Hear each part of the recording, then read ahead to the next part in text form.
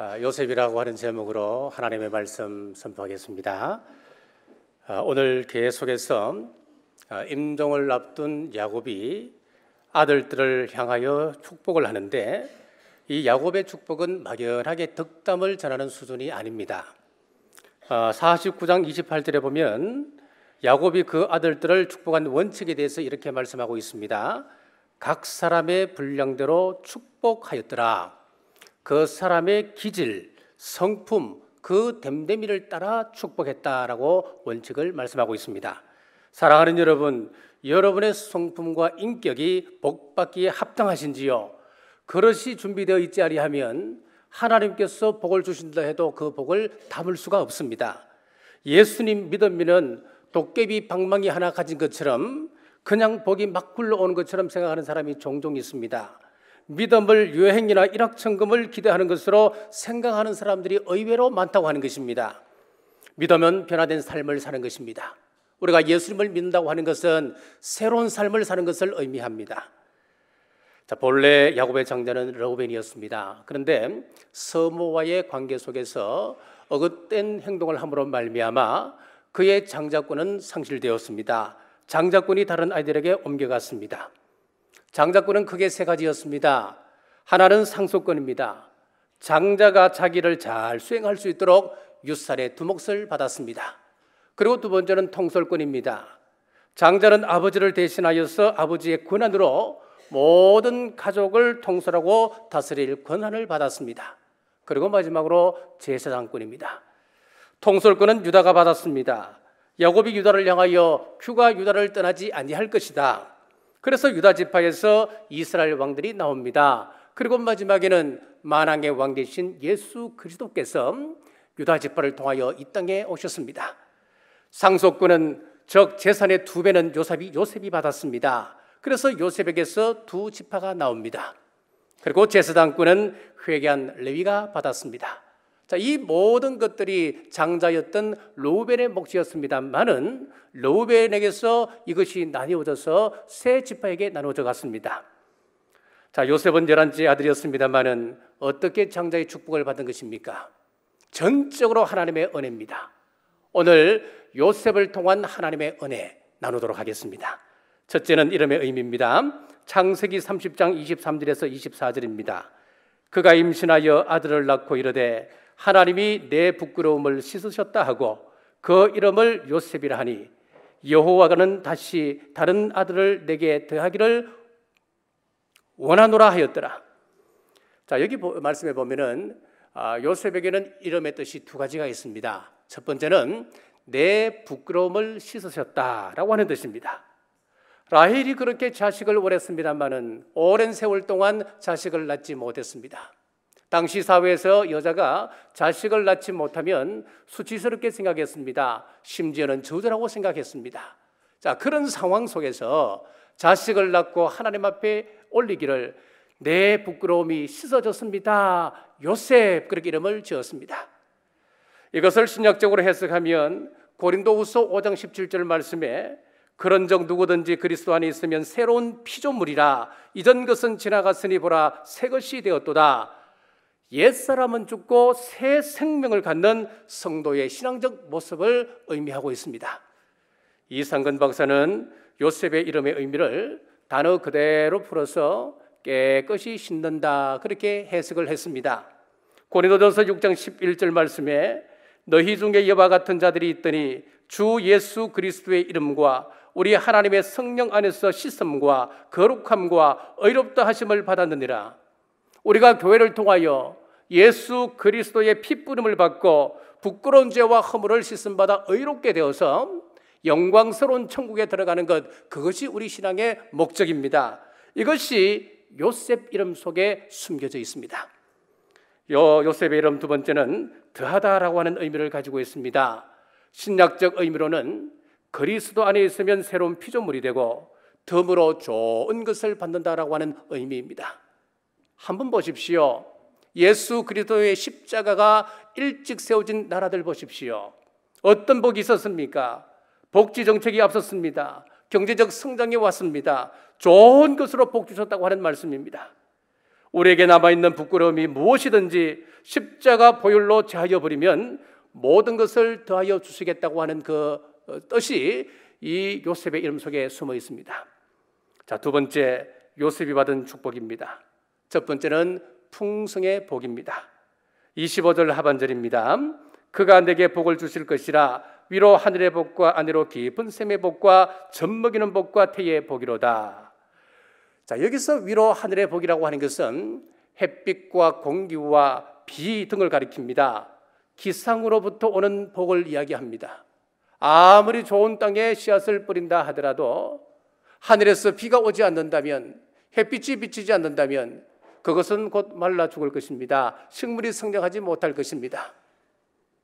허리케인 앞에서는 절대 강국 미국도 어쩔 수가 없습니다. 우주와 자연을 지배하시는 하나님이 아니면 아무도 할 수 없는 것이 하늘의 복입니다. 아래로 깊은 샘의 복도 마찬가지입니다. 하나님께서 땅에 복을 주시지 않는다면 엉겅귀와 가시를 내어서 도무지 성장할 수가 없는 것입니다. 경제 강국 일본이라 해도 지진이나 해일 앞에서는 어쩔 수가 없습니다. 젖먹이 복도 그리고 태의 복은 짐승과 자손이 번성하는 복을 이야기합니다. 지금이야 분유가 있어서 덜합니다마는 옛날에 어머니가 젖이 나지 아니하면 자식 키우기 참 힘들었습니다. 그래서 그 자식 보채는 그 자식 살리기 위해서 젖동량을 하기도 하고 또 미염을 끓여서 먹이기도 했지 않습니까? 젖 나오는 것도 하나님의 은혜라고 하는 이야기입니다. 짐승이 새끼를 낳는 것도 모두 하나님의 은혜입니다. 특히 고대 농경 사회에서 다사는 축복 중에 축복이었습니다. 제가 오래전에 우리 교회 은퇴 장로님이신 김 장로님으로부터 이런 간증을 들었습니다. 우리 장로님께서 오래전에 소를 키우실 때에 참 신기하게도 장로님의 집에 그 소가 새끼를 낳으면 쌍둥이를 낳았다는 겁니다. 어떤 때는 심할 경우에는요 3마리까지 낳았대요. 참 신기했습니다. 자, 이렇게 다산의 복이라고 하는 것은 하나님의 축복 중에 축복입니다.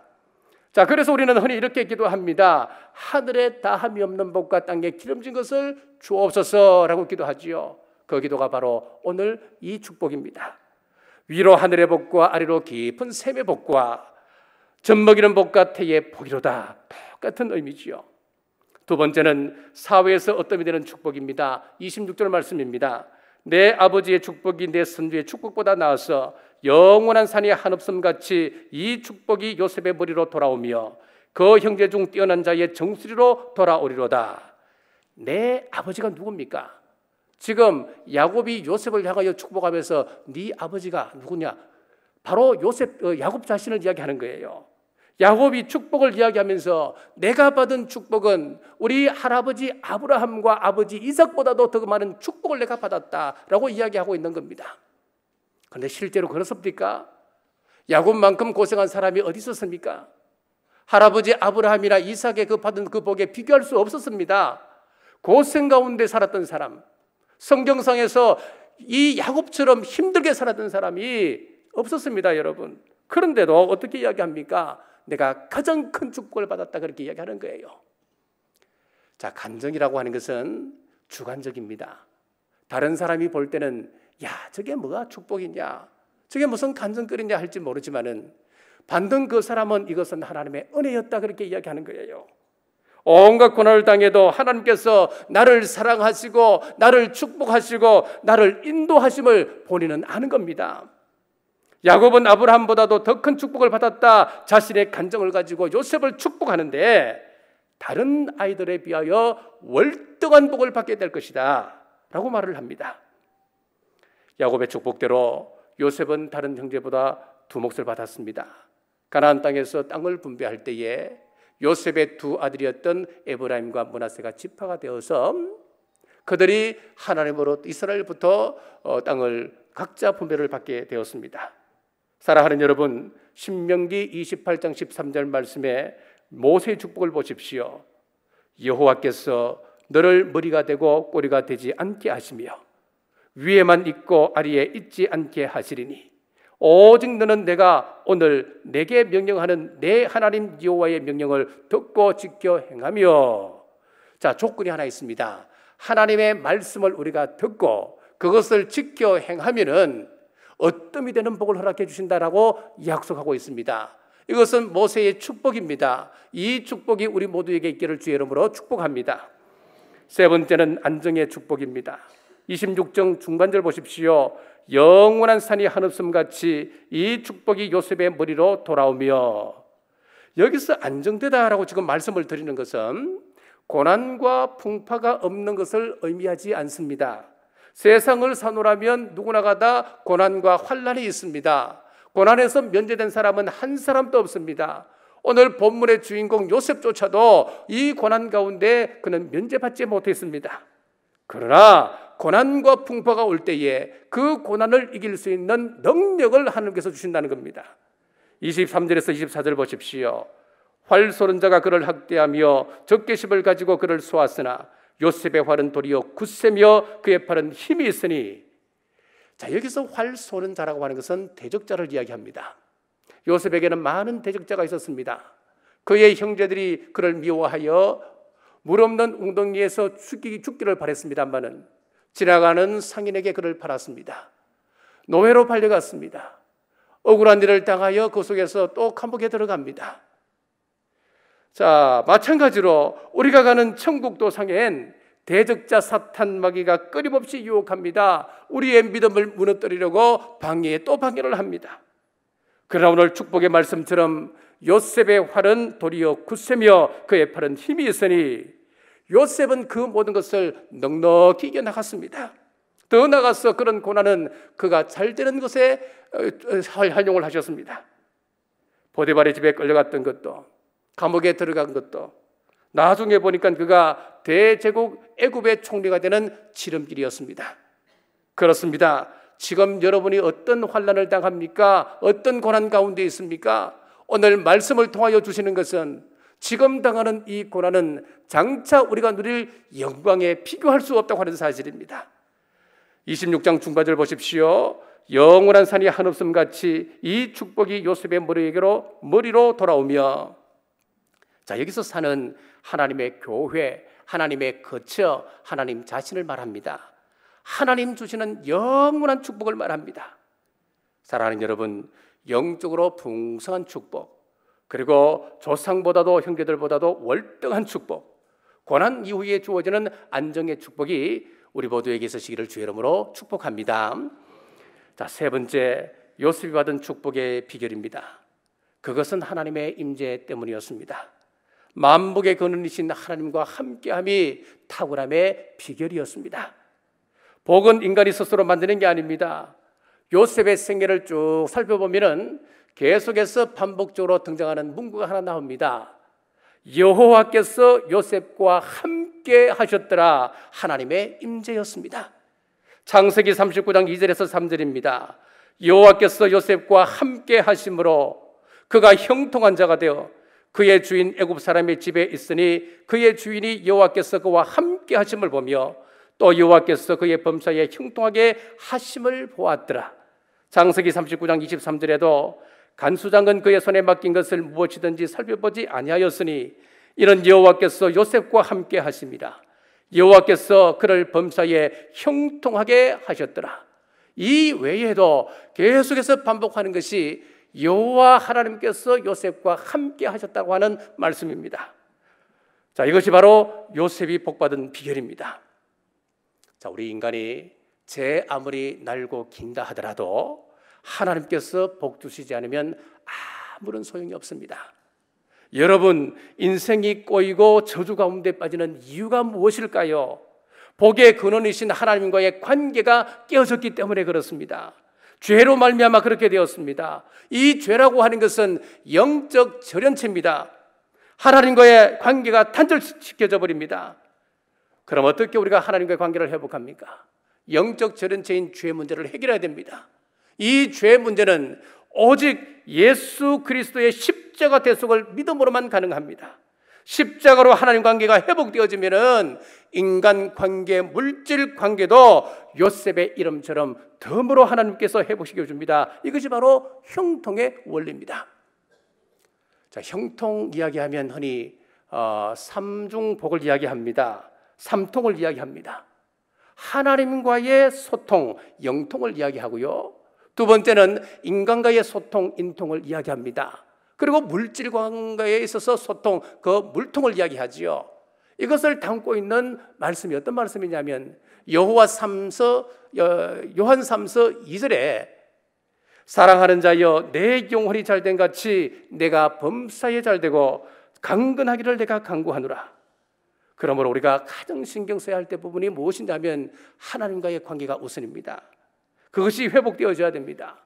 하나님과의 관계만 회복되어진다면 거꾸로 매달아놔도 로마서 8장 23절 말씀처럼 하나님을 사랑하는 자는 모든 것이 합력하여 선을 이루느니라. 하나님께서 축복을 허락해 주신다. 결국은 그것이 축복이 된다. 그 말씀이에요. 자, 아브라함 링컨은 켄터키 오두막에서 태어나서 고난 가운데 고생 가운데 성장했던 사람이었습니다. 그러나 그는 가장 위대한 대통령이 되었습니다. 그 비결이 무엇일까요? 아브라함 링컨이 9살 때 어머니가 돌아가셨습니다. 어머니가 돌아가시면서 작은 성경책 믿음을 유산으로 물려주었습니다. 하나님과의 관계의 끈을 아브라함은 끝까지 놓지 않았습니다. 1980년 2월 월스트리트 저널에서 실린 광고 내용입니다. 그는 초등학교를 9개월밖에 다니지 못했다. 그는 잡화점을 경영하다 파산으로 그 빚만 갚는데 17년이라고 하는 세월이 걸렸다. 그는 주의회 의원 선거에 낙선했고 상원 의원 선거에도 낙선했고 부통령 선거에도 낙선했다. 그러나 그는 자기 이름을 항상 A 링컨이라고 서명했다 라고 광고 내용에 실렸습니다. 이 말은 아브라함 링컨이기 때문에 아브라함의 영어 이니셜이 A입니다. 그래서 링컨 앞에 A 링컨이라고 써졌습니다. 그런데 중요한 것은 아브라함 링컨이기 때문에 A라고 쓴 것이 아니었고 특별한 의미를 그는 부여를 했습니다. 내가 지금은 낙선하고 실패한다 하더라도 이 모든 과정 속에 하나님께서 동행해 주셨기 때문에 이것은 최선의 결과다. 그래서 나는 내 이름 앞에 점수 A를 준다 라고 그는 이렇게 의미를 부여했습니다. 사랑하는 여러분, 어떤 실패와 어려움이 와도 하나님의 임재의 끈을 놓지 마십시오. 하나님과 함께 하심을 믿었던 링컨이 자신에게 A를 주었듯이 하나님과 함께 하심이 최고의 인생임을 믿으시는 여러분 되시길 주의 이름으로 축복합니다. 시편 1편에서도 복이라고 하는 것은 내가 추구하는 것이 아니라 시냇가에 심겨진 나무처럼 복의 근원에 붙어 있는 것을 말씀하고 있습니다. 여러분 곁에는 무엇이 붙어 있습니까? 흔히 욕하면서 배운다 그러지요. 욕하는 사람이 곁에 있으면 여러분도 닮아갑니다. 스트레스 컨설턴트에서 하는 말이 스트레스를 관리하는 가장 효과적인 비결은 긍정적인 사람을 옆에 두라라고 이야기를 합니다. 곁에 부정적인 사람, 비판적인 사람을 옆에 두게 되면 나도 모르게 부정적이고 비판적인 사람이 됩니다. 그러면 하나님의 복이 와도 그 복을 거둬차는 사람이 되는 것이지요. 여러분 곁에 적극적이고 긍정적인 사람이 있다면 여러분 또한 긍정적이고 적극적인 사람으로 변해갑니다. 여러분 주위에 믿음의 사람이 있다면 그 믿음이 여러분에게 좋은 영향력을 끼치게 되는 겁니다. 그래서 좋은 물 곁에 있다고 하는 것, 좋은 사람 곁에 있다고 하는 것, 좋은 서성, 좋은 친구 곁에 있다고 하는 것, 좋은 책 곁에 있다고 하는 것, 이 모든 것이 다 축복입니다. 맹모삼천지교라고 하는 말이 있지요. 맹자가 처음에는 장례식장 근처에 살았습니다. 그러니까 네 아이가 맨날 친구들 모아놓고 장례 놀이를 하는 거예요. 그래서 어머니가 시장으로 이사를 갔습니다. 시장으로 이사를 갔더니만 장사하는 그 모습을 보고 또 친구들과 모여서 맨날 장사놀이만 하는 거예요. 학교 겉으로 이사를 갔습니다. 그랬더니만 이 아이가 공부놀이 하더라고 하는 겁니다. 지금 여러분의 환경은 어떻습니까? 여러분의 주위에 누가 있습니까? 우리에게는 좋은 영성의 삶이 있어야 됩니다. 이사야 58장 11절 말씀에 여호와가 너를 항상 인도하여 메마른 곳에서도 내 영혼을 만족하게 하며 내 뼈를 견고하게 하리니 너는 물된 동산 같겠고 물이 끊어지지 아니하는 샘 같을 것이라 라고 했습니다. 늘 공급받아야 살아갈 수 있다고 하는 말씀입니다. 그런데 우상 숭배자는 어떻습니까? 이사야 1장 30절에 너희는 잎사귀 마른 상수리 나무 같을 것이요 물 없는 동산 같으리니, 우상 숭배자는 마른 가지라 그랬습니다. 가지가 마르면 아무런 잎사귀가 달리지 않습니다. 거기에는 아무런 열매도 기대할 수가 없습니다. 희망이 없습니다. 항상 메마릅니다. 항상 빈곤합니다. 우상 숭배는 그 자체가 앙상함입니다. 여러분, 멀리 볼 것도 없습니다. 우리 주위에 무당집이 얼마나 많았습니까? 무당집에 한번 들어가 보셨어요? 저는 들어가 봤습니다. 들어가 보니까 아무것도 없어요. 그냥 상 하나 피워놓고 향 피워놓고 뭐 이런 거 이상한 하나, 그게 다예요. 이걸 보고 여러분 검소하다고 이야기할 수 있습니까? 아니에요. 여러분, 잘 사는 사람 없어요. 여러분, 성경에 그렇게 나와 있습니다. 잎사귀가 마르는 것 같이 희망이 없다 그랬습니다. 인도네시아 발리에 가면은, 그 발리는 인도네시아 전체적으로 보면 이슬람 국가지만은 이 발리는 힌두교들이 모여 사는 섬입니다. 그래서 여러 온갖 귀신들을 섬겨요. 그 지역 사람들이 귀신에게 얼마나 억눌려 있냐 하면은 높은 건물이 없습니다. 제가 그 이야기를 듣고 깜짝 놀랐습니다. 왜 높은 건물이 없을까? 4층 이상 되는 건물이 잘 없습니다, 시내에는. 자, 하는 이야기가 이런 이야기예요. 그런 뜨거운 곳이기 때문에 가로수가 야자수 나무입니다. 야자수입니다. 그 야자수가 이렇게 있다면은 이 사람들 힌두신은 어떠냐면은 마치 타잔이 나무를 타듯이 이 야자수를 타고 뛰어넘으면서 다닌다는 거예요. 그러면 이 야자수보다 높은 건물이 있으면은 자기가 섬기는 그 신이 그 건물에 걸려서 뛰어넘지 못한다는 거예요. 그래서 야자수 나무보다 낮게 건물을 짓다 보니까 4층 이상 되는 건물이 거의 없다고 하는 거예요. 여러분, 종교 자체가 사람의 삶을 이렇게 피폐하게 만듭니다. 우리가 하나님을 모시고 축복의 샘 곁에 있다고 하는 그 자체가 얼마나 큰 축복인지 가슴으로 아는 거예요. 사랑하는 여러분, 어떤 상황 속에서도 복의 근원 되신 우리 하나님과 함께 하시는 여러분 되시길 주님의 이름으로 축복합니다. 넷째, 우리의 사명입니다. 22절 말씀입니다. 요셉은 무성한 가지 곧 샘 곁에 무성한 가지라 그 가지가 담을 넘었도다. 여러분, 우리는 예수님의 복음을 받고 지금 축복 가운데 살아가는 사람들입니다. 이런 복을 나만 가지고 있어야 되겠습니까? 하나님은 성도 한 분 한 분을 부르실 때 그 사람을 택하시고 부르시고 복 주실 때는 분명한 목적과 뜻을 가지고 계십니다. 가지가 담을 넘었습니다. 무슨 말일까요? 그 축복을 다른 사람에게 나누어 주라고 하는 이야기입니다. 이런 글을 읽었습니다. 아버지가 이제 교통사고로 죽고 엄마와 초등학교 1학년 동생을 둔 초등학교 3학년생의 이야기입니다. 아버지가 교통사고 가해자로 몰려서 가지고 있던 재산 다 빼앗겨버리고 간신히 헛간을 빌려 가만히 깔고 세 식구가 살아가고 있습니다. 엄마는 아침 6시에 일어나서 빌딩 청소를 하고, 낮에는 학교 급식, 밤에는 식당에서 접시를 닦으며 고단한 삶을 삽니다. 그러다 보니 집안일은 초등학교 3학년생인 이 아이의 몫이었습니다. 어느 날 이 엄마가 냄비에 콩을 앉혀놓고 메모지를 남겼습니다. 영호야, 이 냄비에 콩을 앉혀두고 가니까 네가 오늘 이 콩을 졸여서 저녁에 반찬으로 해먹어라. 이 콩을 끓이다가 물렁물렁해지면은 옆에 둔 그 간장을 부어서 간을 맞추면 된단다. 엄마가 메모를 남겼습니다. 그날 또 하루 온종일 시달려 지친 어머니는 오늘은 꼭 죽어야 되겠다 생각하고 수면제를 한 줌 사와서 돌아왔습니다. 돌아와서 보니까 두 아이가 가만히 위에 이불을 덮고 나란히 잠들어 있는데 큰아들 머리맡에 엄마에게 하는 편지가 있었습니다.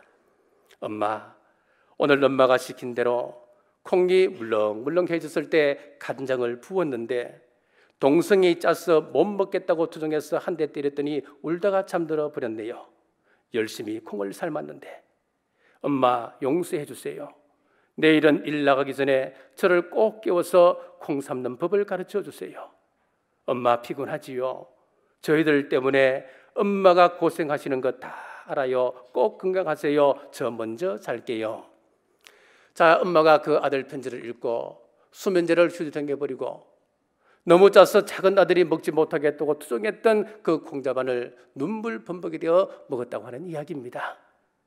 큰 아들의 편지 한 장이 엄마의 목숨을 구했고 다시 힘을 내게 했습니다. 우리에게는 비록 어린아이 같은 힘밖에 없을지라도 감사와 사랑으로 대할 때에 거기에 회복이 있고 생명이 있습니다. 저는 믿습니다. 우리 가정에 어린아이 같은 작은 축복의 시험만 있어도 그 가정은 망하지 않는다고 저는 믿습니다. 믿음의 사람 한 명만 있어도 그 도시를 구합니다. 바울 한 사람으로 인해서 유라굴라 강풍에 던져졌던 276명의 승객이 구원받았습니다. 요나 한 사람으로 인해서 좌우를 분별치 못하는 어린아이만 12만 명이 있는 니느웨 성이 구원받았습니다. 모세 한 사람의 기도로 말미암아 하나님께서 그 화를 돌이키시고 노염을 푸시고 이스라엘 백성들이 구원을 받았습니다. 우리 예수님께서 성도들의 삶을 이렇게 비유로 말씀하셨습니다. 마태복음 13장 31절에서 32절 말씀, 또 비유를 들어 이르시되 천국은 마치 사람이 자기 밭에 갖다 심은 겨자씨 한 알 같으니 이는 모든 씨보다 작은 것이로되 자란 후에는 풀보다 커서 나무가 되매 공중의 새들이 와서 그 가지에 깃들이느니라. 겨자씨 같은 복음, 축복의 씨앗을 지금 말씀하고 있습니다. 우리 예수 그리스도는 바람에 불면 날아가는 아주 미비한 겨자씨 같은 존재였습니다. 저항 한번 제대로 하지 못하셨고 비명소리 한번 제대로 질러보지 못하시고 십자가에서 못 박혀 돌아가셨습니다. 그래서 철학자 니체는 우리 예수님의 그 연약함 때문에 예수님을 멸시했습니다. 니체가 어떤 이상을 가지고 있었느냐? 위브맨시, 곧 슈퍼맨을 그는 꿈꿨습니다. 자기가 꿈꾸는 슈퍼맨은 어땠습니까? 강인하고 남성적이고 억압적인 지배자가 나타나서 세상을 구원하게 될 것이다, 그런 이야기였습니다. 그런데 자기가 생각하고 있는 슈퍼맨, 위버맨 시, 거기에 비하면 우리 예수님은 나약하여도 너무나 나약한 분이에요. 자, 그러나 조그만 겨자씨가 무성한 나무가 되어서 온 새들이 거기에 와서 깃들듯이 연약해 보이던 예수 그리스도의 십자가 복음이 로마를 정복했습니다. 이 온 세상을 뒤덮게 되었습니다. 우리도 복음으로 담을 넘어야 합니다. 전도라고 하는 것 여러분 힘들지 않습니다. 만나면 교회 자랑하는 것이 전도입니다. 만나면 예수님 자랑하는 것이 전도입니다. 새롭게 만나는 사람 전도 대상자 정해놓고 가서 내 자식 자랑해버리면 그 사람 교회 오겠습니까? 만나서 교회 욕하고 다닌다면 그 사람이 우리 교회로 들어오겠습니까? 안 되는 거예요. 만나면 교회 자랑하고 만나면 다른 이야기 하지 마시고 예수님 자랑하고, 그게 전도지요. 파리의 그 개수문을 보면은 유럽 12개국을 지배한 기념으로 그 개수문 주위로 12개 방향으로 길이 나 있다고 그럽니다.